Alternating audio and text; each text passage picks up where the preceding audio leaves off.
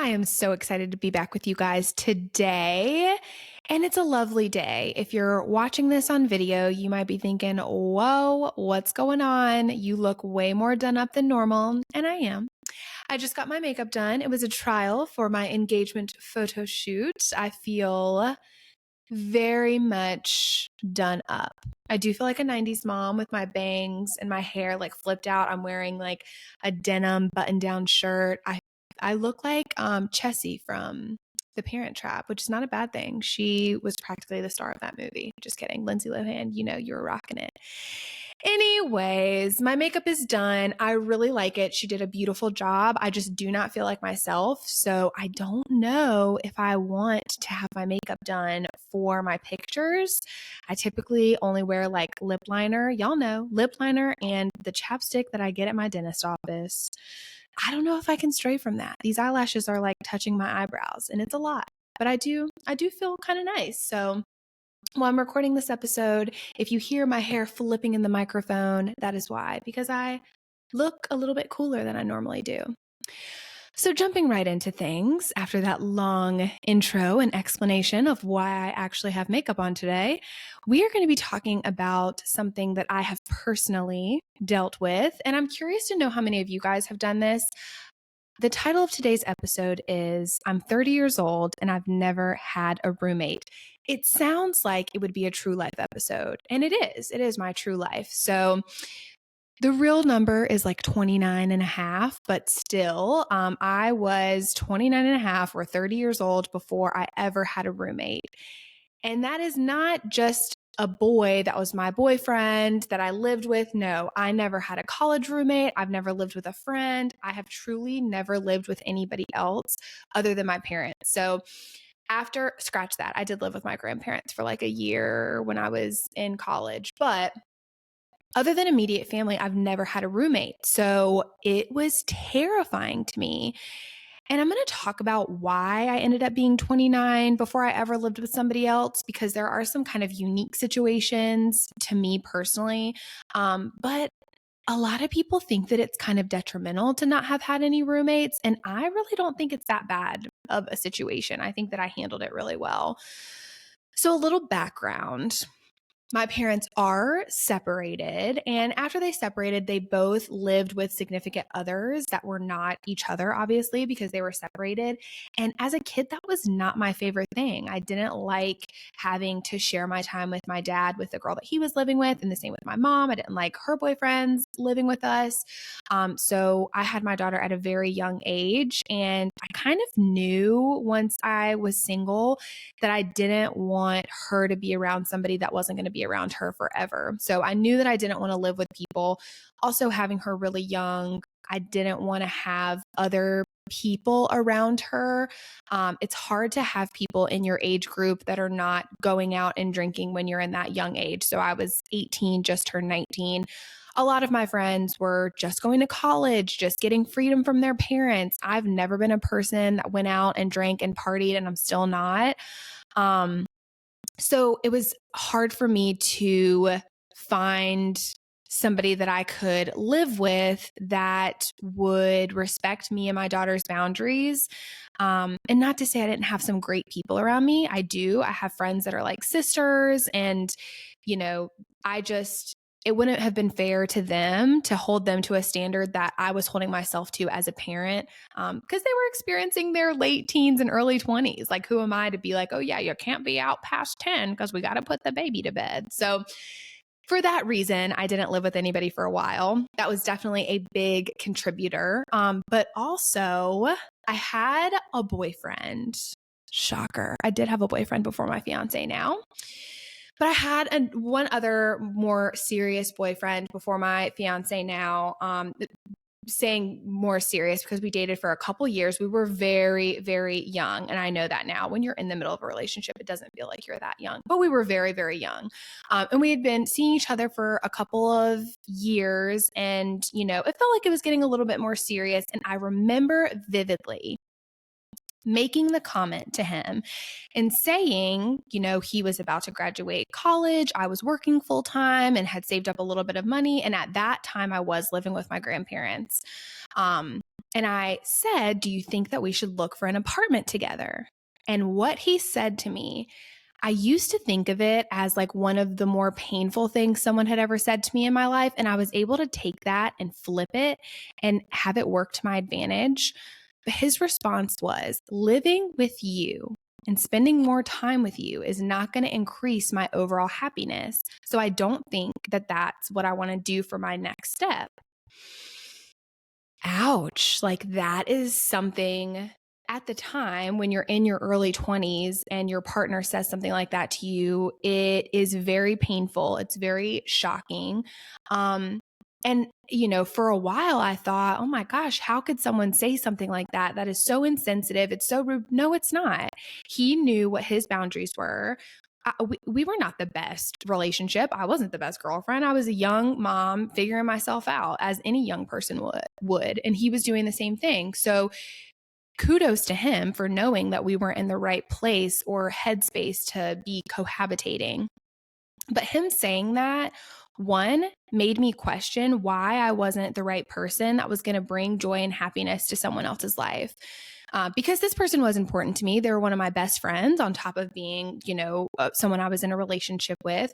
So me to think that there are parts about myself that would stress somebody out or not bring them joy, to spend more time with me, that made me question things about myself. And yes, I totally understand that part of that is on him. He had to work through some things too. Maybe that wasn't the best wording, but it was the push that I needed to explore things in myself and figure out how I could be the best version of myself. And even if that wasn't right for everybody, I was able to show up fully as myself, be happy, and be somebody that was a joy to be around. I was in a very difficult chapter in my life, and I wasn't the best person to be around. I was very dramatic. I was very stressful. I was one of those people that if you hurt my feelings, I couldn't just say, you're hurting my feelings right now.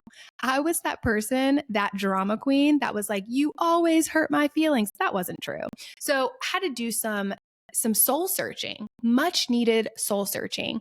And hearing a comment like that, though it was painful, was the push that I needed to dig deeper in myself. Another thing that comment did for me was it made me take that lens of, is this person spending more time with them going to increase my day-to-day happiness? It made me take that lens with all of the other relationships that I had after that.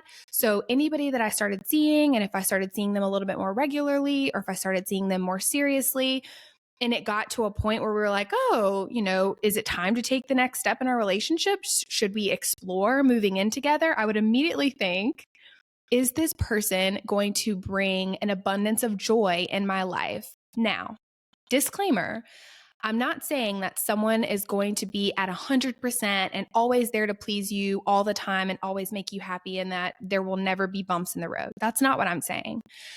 I'm saying before you live with somebody, really think about, is this person's goal to help me be a better version of myself? Are they willing to show up when they need to? And by show up, I mean, if you've had a really hard day at work, and me and my fiance say this to each other a lot. If I've had a really hard day at work, I'm exhausted.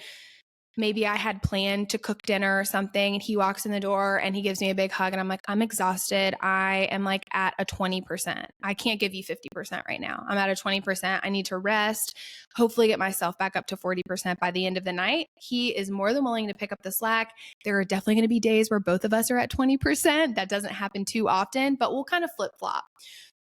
So having somebody that is able to show up for you and not someone that expects certain things, certain gender roles, or, whatever, I didn't want that. So as soon as a relationship got to the point where we'd been together for a couple months or maybe even approaching a year, and it was time to decide if we wanted to take that next step and see each other more often or possibly look at a place together, I would question it and be like, is their presence going to increase my happiness, not just in the moment, but can I see that for the foreseeable future? And unfortunately for those relationships, that was typically the point where I would need to separate myself from the person. I would realize that was not the best match.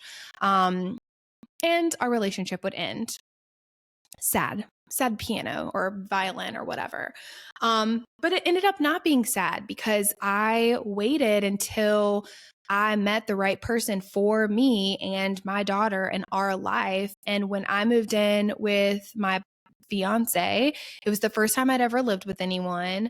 I was very upfront about my nerves with that because even if you'd never lived with a significant other before, a lot of people have had a college roommate or, shared a house with 3 or 4 other people or 2 other people before, they move in with a significant other. And I'd never had that either. So I was able to express that to him, let him know that I was nervous about the situation, and he was very understanding. He had definitely lived with significant others before. So he was able to kind of give me a heads up of like things that we should discuss, things that we should know about each other before. And that is kind of the meat and potatoes of what I wanted to share in this episode as well. Is things that we discussed before moving in with each other that I think is worth it. And a lot of these can be applicable to a romantic partner or just a roommate in general. So one of the first things that we discussed before moving in together is what is something that you have to have? Like, what is something that you need in order to be happy? One of the things for him, and it sounds so silly and it sounds so small, but it makes a huge impact. When he gets home from work, he works outside of the home. I work remote, and that can cause friction. So if an adult, whether you're a stay-at-home mom and you're staying at home, that is a full-time job. Just want to be clear. But if you're a stay-at-home mom and you're staying at home and you're working from home all day, and you have not had interaction with other adults or people outside of your house, or you're working remote and you're only seeing people on Zoom calls, it's not the same. So when your partner gets home, it could be tempting to bombard them and be like, what did you do? Who did you see? Where'd you get coffee? What'd you eat for lunch? What did you do? That's very overwhelming. Then they're going to shut down. They're going to push that tension onto you. You're going to get your ego bruised. And I say you, but I'm me. I would do that too. So one of the things that my partner asked for was he requested 45 minutes. He was like, when I get home from work, I've been working outside of the home. He is definitely introverted. And he said, I just need 45 minutes to decompress, zone out everybody that I've interacted with for the day, and really just do whatever I want for 45 minutes. I don't want to be asked what I want for dinner. I don't want to be, anything. Hey, can you put your clothes away for 45 minutes? That is not that long. It's really not. When you've been working for 8 hours plus 45-minute drive time or more each way, 45 minutes is a nice decompression. If he would have said I need 3 hours, we would have done some negotiating, okay? Like, let's be for real. But 45 minutes, I was like, absolutely. And that was something that I took very seriously. I held it to a high standard. When he would get home from work, I would greet him, give him a big hug, say, I missed you so much. I'll see you in a little bit, and go along my day. It got kind of nice. It was very quick that 45 minutes turned into 15 minutes. And then he wanted to sit in the living room and hang out with all of us because we're just, so amazing. But yeah, it was nice. It was nice to have that up front and just kind of know the things about your partner, so that you've kind of discussed it before it became an issue. One of the things for me was, this is again, may sound silly. I was very worried about my closet situation. I had lived with myself and just me and my daughter. And she was so little, she just had those little baby clothes. She just had those little tiny little baby clothes. So she only needed one drawer and one little closet. And then every other clothes closet, laundry room closet, that was all for moi. I hung things everywhere. I had jackets in my laundry room. In the coat closet, I had all my shoes. I had 2 closets in my bedroom. I had storage underneath my bed. I had clothes everywhere. And so I really wanted us to have 2 separate spaces for our closets. I did not want to share. My grandma is the same way. She makes this joke about my grandpa. My grandpa will say, I only have this much space in the closet. And she'll look at him and go, how did you get that much? And I agree. Like I see where she's going with that now, because I needed that. I wanted to know that all my clothes were in one space. When I walk into my closet to get dressed, it's like I'm putting on my personality for the day, which may sound extreme, but that's something that I enjoy. I love the aspect of kind of playing dress up and getting to decide how I want to show up for the day. And if I walked into my closet and I saw his dirty socks on the floor, or he moved, my section of dresses to put his work clothes, I knew it would bother me. I knew it would get on my nerves. It would kind of mess up my zen every day. And so that was something that was important to me. So now all of my clothes are in one closet and his clothes are in another closet in the guest bedroom. So when we're using that room, he's very inconvenienced and doesn't have access to his clothes as easily. So I love you so much. Thank you so much for putting up with my crazy. Little discussions like that before you take the plunge to move in with someone. And I'm sure that you guys have heard things like talking about the chore distribution. You can discuss distributing chores all you want. And I do think that it's helpful to kind of have an idea of who is going to take over what portion of the chores. I enjoy cooking. I like relaxing to cook and bake. I haven't always been that way, but it's something that I've definitely grown to love since 2020 when we were at home. I cooked and baked a lot and it just kind of stuck. I really enjoy it. However, I don't want to be forced to have to be the person that provides every meal every day. So, for example, today I was getting my makeup done for my trial. And when I came home, Stuart had already cooked dinner for us. It was sitting on the table. He said, "Text me when you're leaving." He already looked and saw how far the makeup artist was from our house. So he knew how to time it perfectly. And those are just one, little reasons why I love him so much, but also it's very thoughtful. If you are going to move in with someone, it's important for you to move in with someone who's going to respect you and want to work with you to make things work. Very important. So discuss those things beforehand. Another thing that we needed to discuss beforehand was the financial aspect of living together. So a lot of people, the reason that you have roommates or the reason that you and your partner want to live together, especially in today's climate, is because it's really expensive to afford two different places. It's very expensive, not only to pay two different rents and electric bills and water and everything else, but also the gas to get back and forth for both people. And it just might not be feasible for each of you to be able to have your own place if you're at a point in your relationship where you think you should move in together. With that being said, just because you go from two places to one doesn't mean that both of you view those finances the same way. And that is an uncomfortable conversation that needs to be had before you sign a lease, before you move in with someone. And this is one of those pieces of advice. Your Southern mama is giving you some advice right now. This is one of those pieces of advice that this goes for if you're moving in with a friend, if you're moving in with a sibling, if you're moving in with a significant other. You need to have a conversation of how much money are you bringing in a month? What are your spending habits? How are we going to split these bills? If you're moving in with a friend, you can do a 50-50 split if it's just the two of you or whatever. If you're moving in with a partner, I think that that's a conversation that needs to be had. Everybody wants to split their money differently. If one partner is bringing in significantly, like double the amount of money of another partner, maybe you need to look at putting in a percentage of your paycheck rather than, okay, all of our bills together are $3,000. We're going to split that in half and pay $1,500 a piece. That might not always be fair, because if one person is bringing home $50,000 and another person is bringing home $150,000, that $1,500 could make or break you. So sometimes I think it's important to have that conversation and maybe adjust and say, we need to look for an apartment where each of us are putting in 10% of our paycheck or 25% of our paycheck every month towards rent.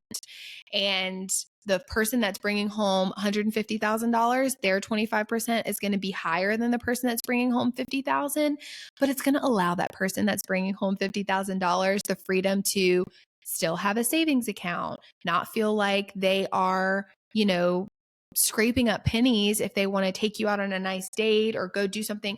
That's just kind of what I think and what I would want for myself and my daughter, or son, whenever we have more kids. If we have a son, I would want that for my kids. And as y'all said, the mama, I want that for you guys. I want you to have the freedom to afford your life. So talk about finances before you move in with someone. If you've had a ton of roommates and if you've had a ton of relationships, I definitely have friends that have lived with someone since they turned 17, some of them, and they moved out from their parents' house when they were 17, and they have had roommates ever since then. They've lived with one or two roommates for 5 or 6 years, and now, they're just now moving in with a boyfriend and having a significant other. I have had roommates that it's a couple living with another person, and I just think that you can always make it work. But just to protect yourself and to protect your feelings and protect the other people involved, have those conversations first. I am so happy that I was mildly traumatized into not wanting to move in with someone before I did, because I would not have had the confidence to ask any of these questions. I wouldn't have had the confidence to say, yeah, until we can discuss these few things, or until I feel 100% confident with X, Y, and Z, I'm not ready to move in with you. My younger self would have been like, oh, okay, I guess it's a good idea. But something about it would give me the ick every time. And I would just be like, no. My friends would joke and say, whenever somebody asked if I think that we should move in together, I think no, but I do think we should break up now. And as sad as it is, it wasn't far off until I met my fiance. So I'm still looking at my beautiful makeup, but that is the quick and dirty version of how I was 30 and had never had a roommate. And I don't think that that's a bad thing. I'm actually excited that the first time that I'm experiencing this is with the man that I'm going to marry and spend the rest of my life with. And my daughter was very excited. There was a little bit of an adjustment because my daughter had me to herself for her first 9 or 10 years of life. So that was a little bit of an adjustment, but she did a fantastic job. And my fiance always did a fantastic job of making sure that we had girls' nights together and that we could go and do stuff just me and her. And it was beautiful. It was perfect. So if you guys are 29 or 30 and have still never had a roommate, or maybe you're 19 and have had 17 roommates, I want to hear about it in the comments below. So make sure that you share, add us as a friend, because we love to connect with you guys. And don't forget, starting in episode 3, we're going to be answering some of your questions at the end of each of the podcasts. So feel free to message me or ask any questions. I'm happy to select a random winner and answer their question at the end of each podcast. I love you so much, and I'll see you next time.